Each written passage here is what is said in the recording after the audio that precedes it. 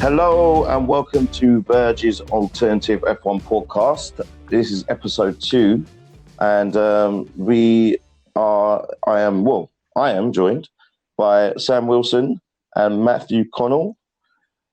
Hello, guys. The quarantine edition. Yeah, this is we are all away from each other. Just before anyone starts, we are we couldn't be further away from each other. I'm hundreds of miles away. I'm back in the countryside. I think we did a hugely optimistic kind of thing in that first episode. We were kind of hopeful that Melbourne was going to go ahead, and now we've lost a lot of races. Here we are.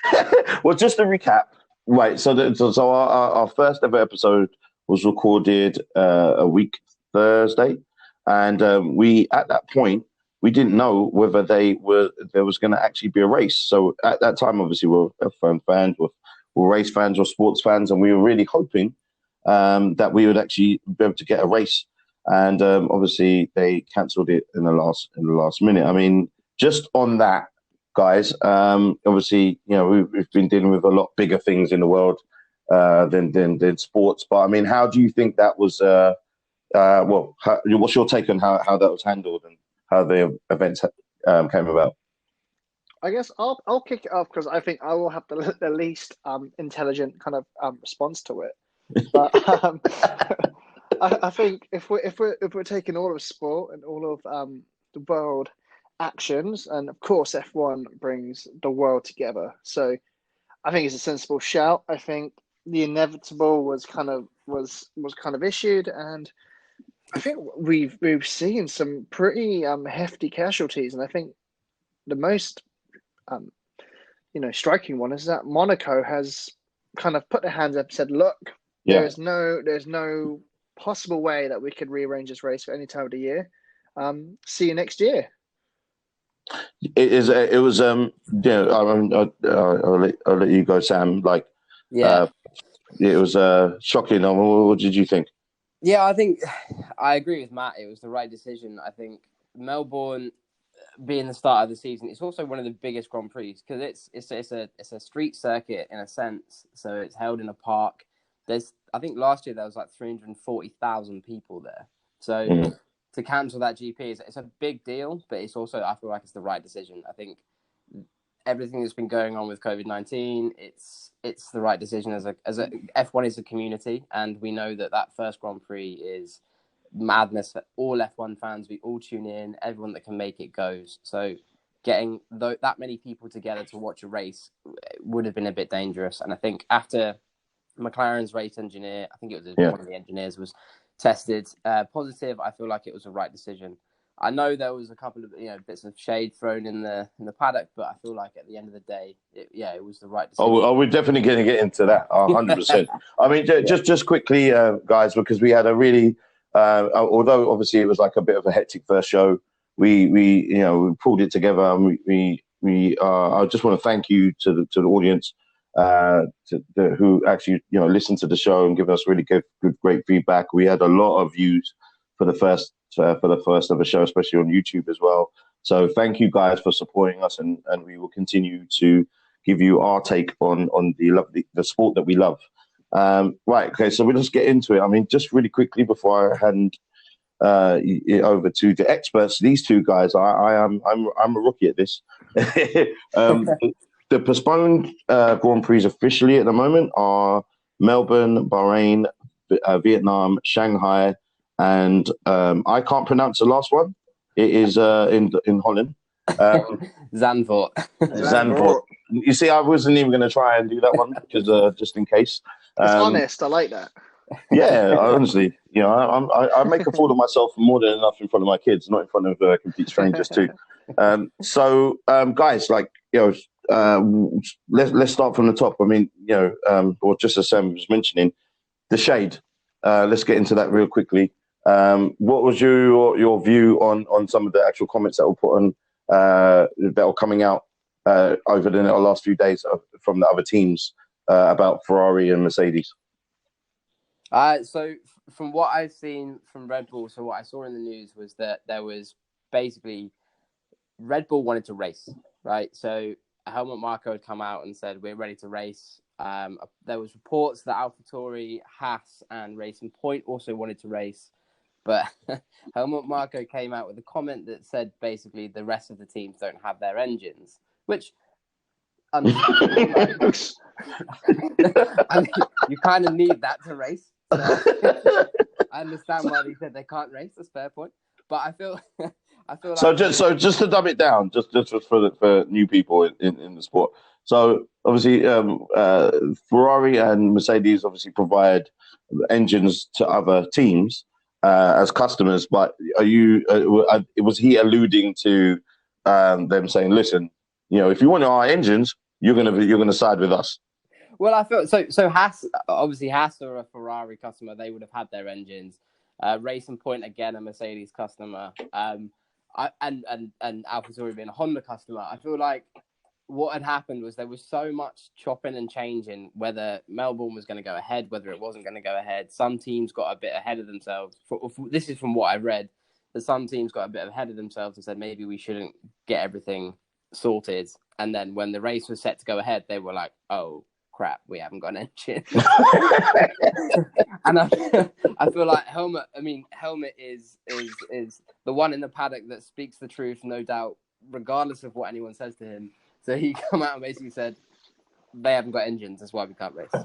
Jeez. But we know that's not the entire case. We know that, the COVID-19 stuff had caused, there was a lot of stuff going on behind closed doors.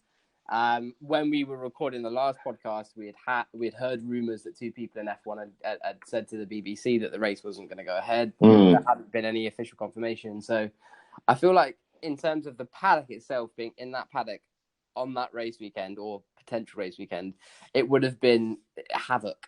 It would have been where's the engine?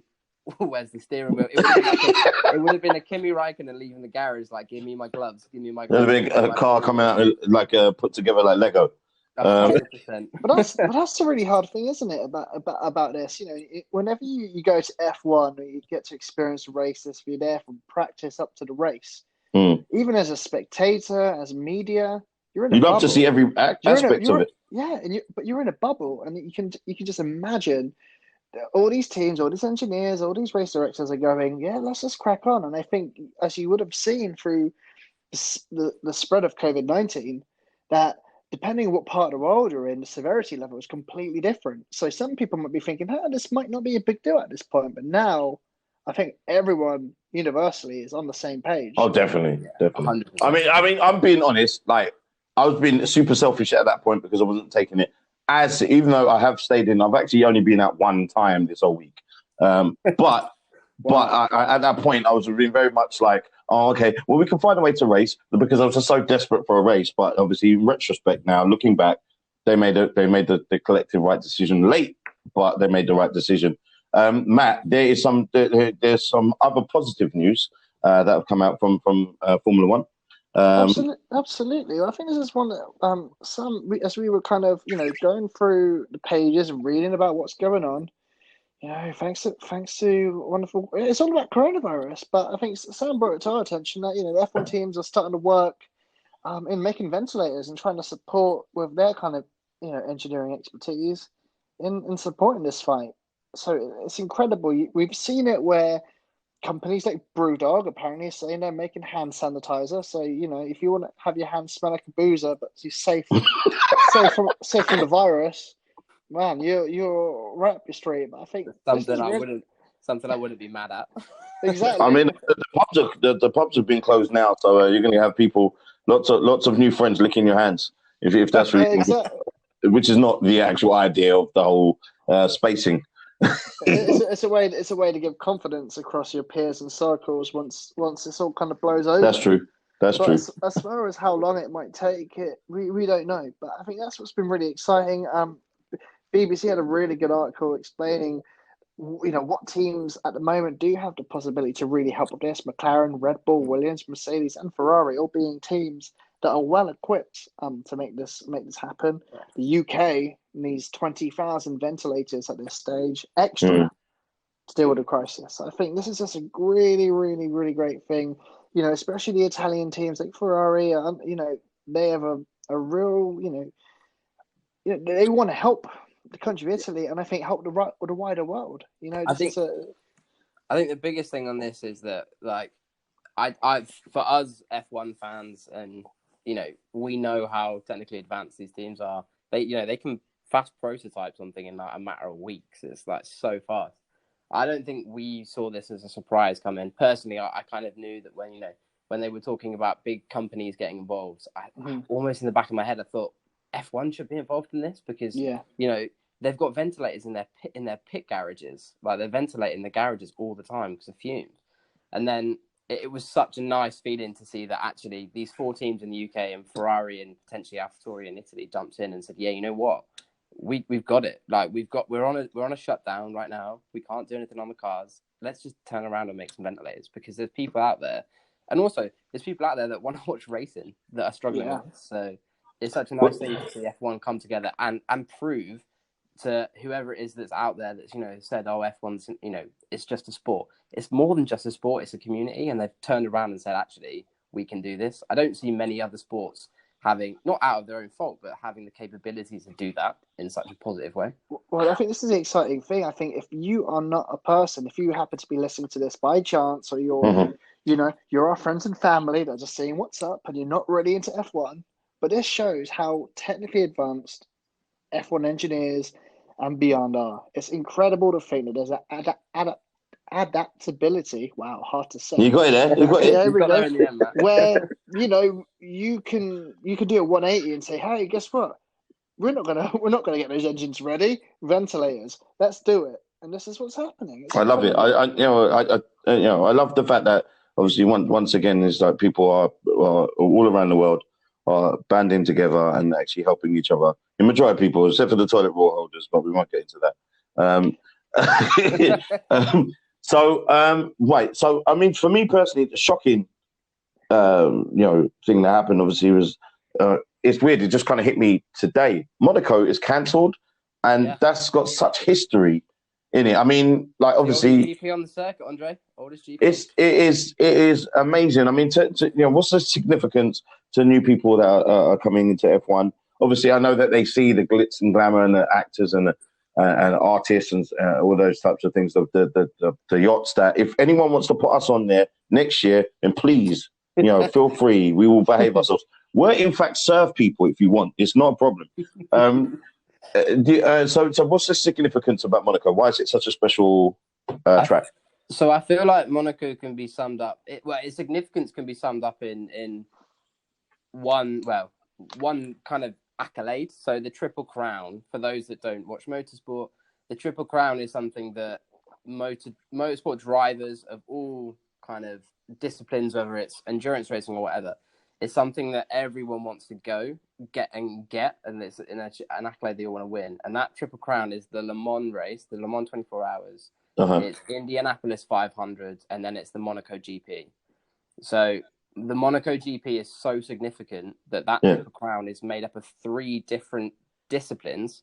So IndyCar, endurance racing, and Formula One. But that Formula One race is Monaco, and that is, it's the only race where they don't they present the trophy on the steps of the palace. Like, it's incredible. It's the glitz and the glam, and it summarizes when you look. For those people that don't watch, if you've ever seen the film Rush, right? James Hunt, the playboy of the Formula One, the glitz and the glam that you see in that movie is basically Monaco on a race weekend. Like, it's incredible. And it's also one of the narrowest tracks. It's got some of the hardest corners. Like, Rascasse is one of the hardest corners. It's almost basically a 90-degree turn. Like, it's just incredible. The accidents, the crashes you see. And it's also insanely hard to overtake. So if you see an overtake, you're like, oh, Christ, that was tight. You're millimeters from touching each other. And that's what you don't get that at any other circuit. You're not racing 7 foot away from people in their living rooms. Do you know what I mean? I'm going to say something a little bit controversial, maybe. For me personally, I love the whole build-up in Monaco because everyone likes the glitz and glamour, and as I said, the super yachts and all that stuff. I like all of that stuff. The actual race itself is sometimes a bit more of a procession, because it's extremely hard for anyone to be able to overtake there, and so it sometimes becomes I can feel people booing me already. But sometimes we're gonna fall out in episode 2. I can't believe it. I was about to say the numbers go crashing down. who chose this host, guys? I gotta say, Dre. I think we'll test you out in 2021 when you're on a yacht watching that race. Yeah, but that was his favorite weekend. No, because I will be the best race ever if I get to go, because I'll be like that woman. There's a famous I don't know if everyone's seen it, but there's always a little clip that when the cars are just going past and someone, rich woman on the yacht, is just doing her workout on a exercise machine. I'm just like, I don't know what type of level money you've got. Like it's ridiculous. But I mean, look, I'm gonna give it a bit more of a chance. But like I'm into more tracks. There's more overtaking, more wheel to wheel. Team orders given because the two cars are gonna take each other out. All of those types of things, Yeah. But so the other races that are risk. At the moment is right. I'm going to pronounce it again, but the Dutch GP, Sam again, because I'll get it. We've got two Dutch people in our team, and they always have to correct me on the same track. But so that's at risk as well. Is that correct?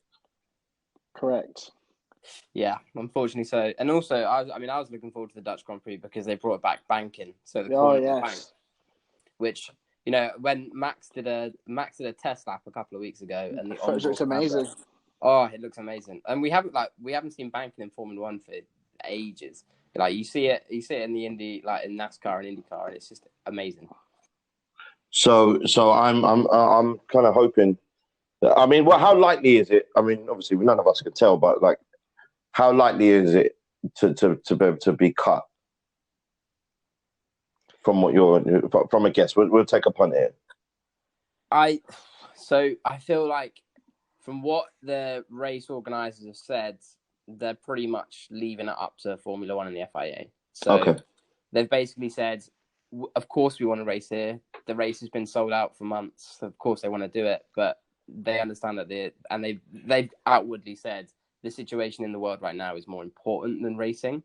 Uh-huh. So I feel like it's one of those Grand Prix that, kind of like Vietnam, it's new to the calendar this year. It was going to be an incredible spectacle, but it's almost the ones that can be sacrificed because no one knows what to expect. No one knows what the Grand Prix is going to be like. And I think that I think it's going to be one that can be sacrificed, if I'm honest. If Monaco's gone, then nothing's off the table. So as it stands, our first race could be Azerbaijan, according to the F1 schedule. As it stands, we've got postponed Vietnam, postponed China, postponed Netherlands, Spain postponed, Monaco, tear to my eye, cancelled. So as it stands, the weekend of the 5th to the 7th of June says Azerbaijan. But, of course, we know that this is an ever-evolving situation, and it's going to be hard to tell what is going to happen. But, look, all we can do is keep our fingers crossed, keep our eyes on what's going on through the statements, through the announcements, through social media, and keep watching how drivers enjoy themselves while we're just waiting, twiddling our thumbs. We literally are, and I'm really need some type of racing to come back. But I mean, there's new stuff that is happening just recently. There's some news with that. Matt, you want to tell us what's just been announced? Well, this is it, right? So I guess the massive knock-on effect of all of my coronavirus and what's been happening. One of the biggest news stories that was coming out that was unmissable for the F1 fan, but might be missable if you're more of a casual fan, is that the 2021 famous rules that were due to be applied are being knocked on to 2022. No, wait, I've got that completely wrong. No, wait. You got that right. You got it right. You're right. You know what? Don't second guess yourself. This year is still new to me, and I feel like I'm a step behind. But yes, exactly. 2021. It's going to be, it's I think the right thing to do. But I think, Sam, we've chatted before offline about this. So this is actually going to be a really, really sensible move. Yeah. So for those that aren't up to speed on what the regs were, basically in 2021, the entire car was going to change. So the chassis was going to be different. The ground effect aerodynamics, which is basically where the underside of the car sucks the car to the road for get better grip round corners, was going to be coming back. That's the first time we've seen that since like Lotus back in the late 90s, late 80s, early 90s. But yeah, so basically those changes were going to be coming in next year, along with a budget cap. But what's happened is because of the shortened season, that basically means there's less prize money on the table. And that prize money is what keeps a lot of the smaller teams afloat. You know, you've got Mercedes, you've got Red Bull, you've got Ferrari that have got these huge, huge budgets.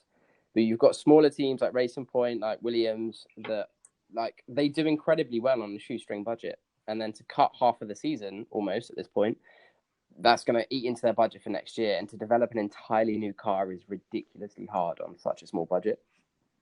So postponing them to 2022, it's a good decision, because what you're going to end up with is a year of racing next year, the same as what we'll hopefully have in 2020, where the regulations won't really change much. We'll have a good season, but we'll give time. The teams will have time to develop a good car and money to develop a good car for 2022. Otherwise, we could end up having 2021 being a terrible season. The cars won't work properly, if I'm going to be totally honest. So actually, it's a good decision in my eyes. So out of this, who are the real winners and losers as far as the races go? Winners and losers, there's a couple. The biggest one for me, I feel, is George Russell.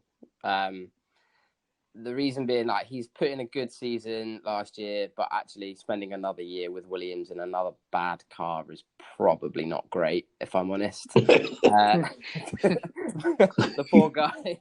I mean, just getting lapped. He's going to get lapped. I mean, hopefully, touch wood, and I'm touching my coffee table right now, that the Williams have got a better car in 2020. You know, they got on the test track first this season, which is great news. That's the last year they missed the first testing. But yeah, I think he's going to struggle, I think, if he's going to continue on. We've already talked about him, Daniel Ricciardo. He's signed to the end of this year. It would have meant either staying with Renault, going into the new regs, or going into a new team into new regs. But he's going to go into a new car or a new team with the exact same regulations. And if he stays with Renault, he's probably not going to be competitive, because I don't think Renault are going to be touching podium points in 2020, if I'm honest. And the honey badge is not going to be coming back. I mean, that's the one of the things we was all speaking about, a little while ago, is that, if correct me if I'm wrong, but if effectively we're pressing pause on these new changes to the year after next, is that's, to me, going to put even more pressure on Renault to do something this season, because obviously he's not going to want to. Daniel Ricciardo's not going to want to have two bad seasons where he's doing nothing. Like, if you're not competing this year, all right, cool, we'll go our separate ways, and then I'll join another team that actually is moving towards that. Yes, all right, okay, might not be as fast as I would like, next year, because obviously, we're going to have the same regulations. But that, when we all get going the season after that, then at least I know I'm competing properly for podiums. Am I right with that kind of assessment? 100%. I mean, no offense to Danny Rick. Dan, if you're listening to this, I love you, man. Don't worry about it. He's getting old now. He's 30. Wow. Right? He said that. It wasn't us. Hey, look. Lewis is still winning championships in his 30s. Danny Rick's got it on the table. He's good to go. But no, the whole reason he signed with Renault was because he wanted to be competitive. He wanted to go. Renault promised at a journey. They said that we were going to be competitive. Probably not in the first season, but in the second season, potentially the third season, they were going to be gunning for podiums. And I don't see that possible, because this year we've already seen them on testing. Then they're quick, but they're not Ferrari, Red Bull, Mercedes quick. And if they're using the same chassis next year, then they're not going to be Ferrari, Red Bull, Mercedes quick next year either. So yeah, I feel like if Danny Rick's going to get to the end of the season, his contract expires this year. So like all cards on the table, really. Yeah. Go anywhere, provided the space, obviously. Well, he's one of my favorite drivers, so I would, and I love his personality, and I think his personality is one of the biggest things that actually draws people like me, new people into the sport, because we obviously always need to make sure that there's new people following the sport and keeping it as entertaining as possible and fun as possible. Because like someone like all due respect, like Kimi Räikkönen doesn't draw me in to the sport with personalities like his. So I would really like him to be competing because he's actually people forget obviously real quick because we get recency bias. Is that how good of a driver he is, and he literally goes gun ho. You think that Max Verstappen takes risks? Daniel Ricciardo definitely did when he's at Red Bull. Danny Rick is the best overtaker in the business, and that's that. But he's also not just an overtaker. He's got good racecraft. Like I know we were talking about Monaco, but like Monaco, I think it was 2017, maybe even 2018 actually, when his MG UK failed in the race, and he had to keep Seb Vettel behind him for like I think it was 20 laps or something. And he carried on pushing. He didn't quit. And he won. He won Monaco, and that for him was a big crown and glory. He's a damn good racing driver, and if anyone on the grid I want to see win a championship is Danny Rick.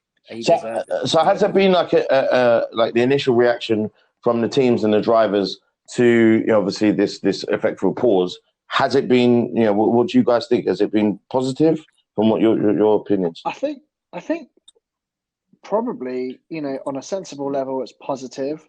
I think for people to just want to race, it must be excruciating. I kind of feel for Nicholas Latifi at Williams. The poor guy is trying to get an F1 debut on the go, and here we go. We're pushing back. We've got the rules being held back, and he's probably just sitting there thinking, "My God, when am I gonna race, man?" He's probably sat there going, "I should have gone to Formula E." Exactly. I feel like as a reaction from teams and drivers, it's going to be good because there was a lot of talk about the 21 regs before. Like it took a long time to get over the line, really. So an extra years, I don't think anyone's going to complain an extra year. But like going back to what I said, the smaller teams, they need that year. They need that budget. Otherwise, because if there's no prize money, if there's half the prize money this year, if we end up having losing a lot of the races on the calendar. If there's half the prize money, I generally don't see how 2021 regs next year could have worked. So I think it's a good thing. And I think drivers, they like racing at the end of the day. They're here to race. So they want to get on a track. Exactly. And without racing, they have to find other ways. And that's why, perfect segue to Virtual Grand Prix that's kicking off this weekend. Yeah. Bahrain. So we're not being held off racing. We're getting racing. All the races, as we've seen, keep them preoccupied. Lando Norris, Max Verstappen flying the flag for the e-gaming scene. There was some amazing stuff going around social media, and if you got to see their live streams, content for days, hilarious. Well, I need you guys to be able to walk me through this because I'm just trying to get my head around this. Are you telling me that like all of the racers will actually partake in this? Because I can't see Lewis, Hamilton, Vettel, and Kimi driving on like some type of game. I don't think e-gaming comes under a hobby for Kimi Räikkönen. So he's more of an eat and ice cream kind of guy. I have no idea what his hobbies are. So from what I've seen as that kind of news rolled out, because I think there was quite a lot of initial excitement, and I think that was my initial feelings was Lewis ain't going to do that. I can't imagine he would, but. We could be left to be surprised. As far as I can see, there will be a host of different kind of celebrity guests being involved in this. So I think it isn't just closed off just to racers. And I think... anyone, like regular people? So I would say regular as in, like, if you're the kind of people that have north of 500,000 followers on Instagram, that kind of normal. That is that's kind of where they're looking to fill those gaps. But look, I think that is one thing that I feel like Formula One has done very well digitally over the last few seasons. Is kind of immersing in new ways of getting audiences, and I think if they can, in a really really positive way, push this out, make people aware that hey, this isn't going to be like a serious thing. No one's going to win. No. Beautiful trophy. There isn't going to be champagne sprayed around your PlayStations and whatnot. It's just like, we're gonna keep this together. And then I think we're going to be in for a really exciting live stream that kicks off 8 p.m. UK time. For the rest of the world, figure out your own time. 8 p.m. is the Central UK. I'm not here. We're really getting alternative at this point. Exactly. Yeah. Hit it up on Work out yourself. this Sunday. You do the maths. This Sunday, at some point, there's going to be some racing on a Oh console my somewhere God. in the world. That's got to be the soundbite for this show. I love that. But I got to say, disclaimer: it's going to be on PC, not PlayStation. So PCs are probably going to be a bit more robust. But either way, it's going to be unbelievable. I think the only two people you want to see shining this is going to be Lando and Max Verstappen. Maybe it's going to be Lando's only chance of a podium this season. Let's see. Okay. Fair point. I'll be rooting for Lando on this one. I think it's really good that they found a way to be able to get again. It gets new people involved, gets gamers involved. And then also keeps the fans entertained and actually brings new people into the world of esports because obviously, lucky enough, Verge, we were pretty much at every esports event, F1 esports event last season. We got to meet all the drivers and where we think it's kind of easy is far from that. Trust me, with the time, with my time on the track, it was I learned very quickly how much of experts these guys are. So definitely, I respect all of the e-gamers, e-drivers, all of esports. Full stop. I mean, I'm looking forward to seeing some of these drivers come through. I want to see people like, Kevin Magnussen go up against David Tenitza, who won the esports series last year. That would be so good. That a current F1 driver that's kind of sitting in the midfield. That, as F1 fans, we're always like, Kevin Magnussen's, he's okay. Right, he's okay. We all, he's one of 20 that are amazing, but we all sit there and go, he's okay. I kind of want to see him get on a different stage and absolutely smash the competition. It would be amazing. If Kevin Magnussen won the Bahrain Grand Prix, that'd be incredible. But this is the incredible thing, right? If there's people that have come into F1 this year through Drive to Survive and of course, we didn't see a lot of Lando Norris through that series. Hey, they're going to come into it and be like, whoa, who's this guy? Lando killing up the gaming scene. It's going to be a really, really, really good way to introduce other racers. It's going to be a really good way to surprise people because we don't know the final, roster of people that are going to be taking part. But I think you can take a guess at which current drivers will be a part of it. You never know. There's going to be all kinds of surprises. We had Timo Courtois, Royal Madrid goalkeeper, part of Lando Norris's stream this week, and I was thinking, wow, this is. What a mix. He was doing bits until he spat, but yeah, we won't say. Poor guy. Also, Lando, in his comment, was like, a cheeky little spin. I was like, honestly, it's a nice new refreshing take. And any sports is better than no sports at all. So yeah, that's exciting. And thank you, Lando, for actually being would you say that he's the pioneer of this, of the e-gaming, esports? If it was a crown to give, I think you could easily say that he is the guy that you would say yes. And I think look at him; he's the most digitally kind of advanced kind of guy at the moment. He's just launched his YouTube channel, which is dedicated to his gaming. So he isn't just limiting himself to Twitch. He's really trying to tick every box as far as audience gaining. And guess what? This is just exactly what it is. You got a young racer tapping into a market where you got a lot of youngsters playing games. Look, we're not going to disclose our ages out here, but I still play games, and you know what? If I'm going to see someone I respect, that's owning that. I'm interested. So, Lando, that's the biggest thing. I feel like for me, there's always been this conversation about how getting into F1 is so expensive, right? We've got these stories of like Esteban Ocon and Lewis coming up from like relatively modest upbringings. I feel like e-gaming is the one way people like Lando can inspire these kids to get involved in the sport. Like, if I had a PC that was capable of running graphics of this speed when I was a kid, like I would have been on it 24/7, which is what Lando said on his podcast last week, that he can sometimes game for like 24 hours at a time. I love that. It's wicked. Like Lando's racing with these kids, 14, 15, 16 years old, whatever they are. And he's not much older than them, and he's racing a real car. And he if they. And honestly, like from what I saw, in our first season on F1, on the esports side, is we saw the teams had the same type of management. Let's say, for example, Daniel from Ferrari, he had the same treatment, media teams, special treatment, as from what I saw as Seb and Charles Leclerc. Like, you know, when we interviewed him, there was a squad around us. So to make sure that we, you know, were treating him when asking the right questions and treating him well, you know. So I mean, this is a pathway for you to actually get into one of those teams, you know. So yeah, it's a good thing. And I think the exciting thing for us to realise that, you know, talk of the town list isn't going to be limited to one race. You know, as long as we don't have real races, we'll get e-races. So Yeah. look.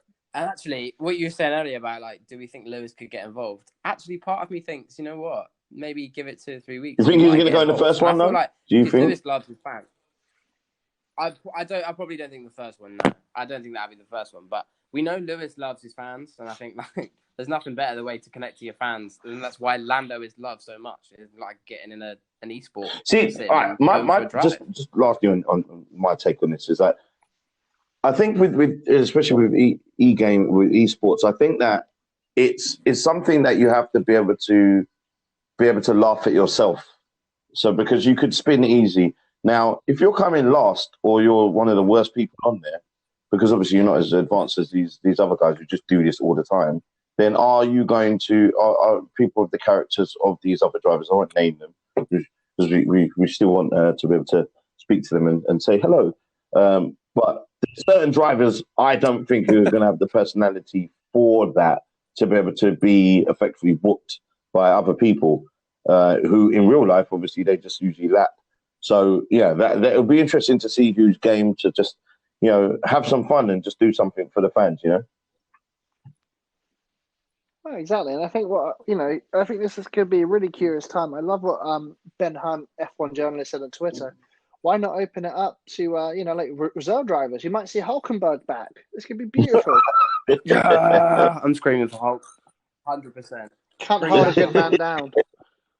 So I mean, the guys on social media, the guys have been busy on Instagram and all these other things. I mean, what have you guys seen so far on Instagram or other social medias that they have that have been impressed? Yeah. Well, it hasn't been limited strictly to e-gaming as I think we've kind of figured out with the likes of Lewis and Kimi that, you know, we're not going to see those guys throw up a cheeky live stream anytime soon. But you know, it's a really interesting time because I think we're so lucky as F1 fans through people that, again, through Drive to Survive or through teams' Instagram accounts or personal Instagram accounts and the kind of freedom they are given. You know, we get a real insight into their personal lives, and I think that's a really great thing. And I feel like compared to other sports, F1 drivers don't have that nervous, robotic energy where it's the same generic formula. You know, if you see a footballer running through their social media, it's the same kind of process, in and out. You're going to get a footballer that's going to post an image on their Instagram that's posted by their account manager saying, "Oh, shame about the result. We're back stronger next week." But with F1 drivers, you know, you might get someone to come out and say, "Hey, that was SHIT. Oh, well, I'll see you next week." And that's what's amazing. And I think what we're, you know, and again, it's, you know, everyone for some racers hung around, stayed in Melbourne, got their surf on. You know, Lewis Hamilton, Charles Leclerc were hitting up urban surf, doing their thing, not together, but you know, at separate times. I can you imagine them two say, "Hey, so what's it like a Ferrari? Hey, one second, dude, I'm hitting this barrel. I'm gonna get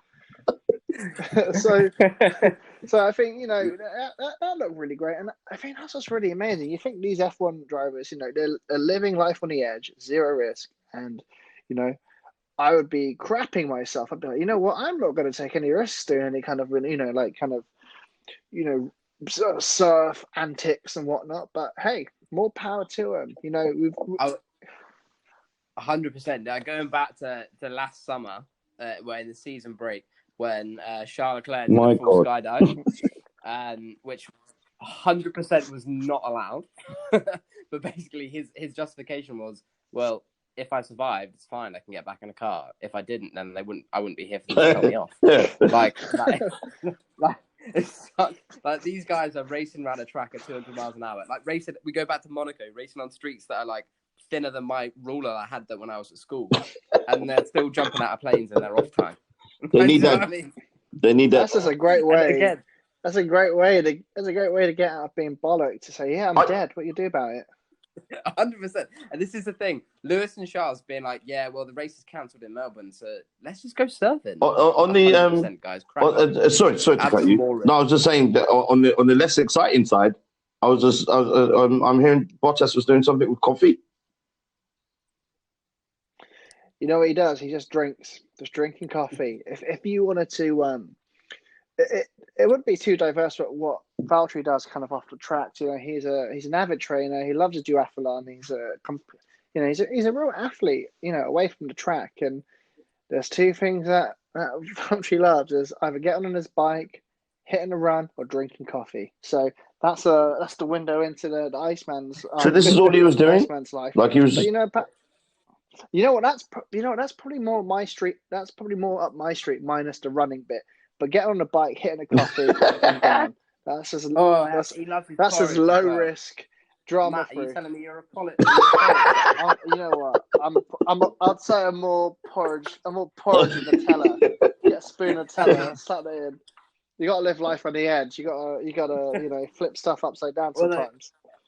Talking about Valtteri, I did see on his story today. He posted, was it today or last night? He posted a picture. It was an old picture of him drinking a beer in a race suit, and it was like when you hear that the race is cancelled for the foreseeable future, and he's just necking a beer. And I was like, oh, okay, Valtteri, coming out of your orange coffee zone.